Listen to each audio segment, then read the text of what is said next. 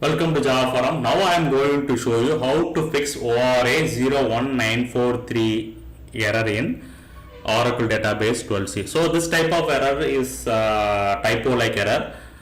So let me show how to fix that. Okay. So I have logged in as a sysassisDB, that is a DB account in SQL Plus editor. So I am going to create one common user. So this is the query. Okay.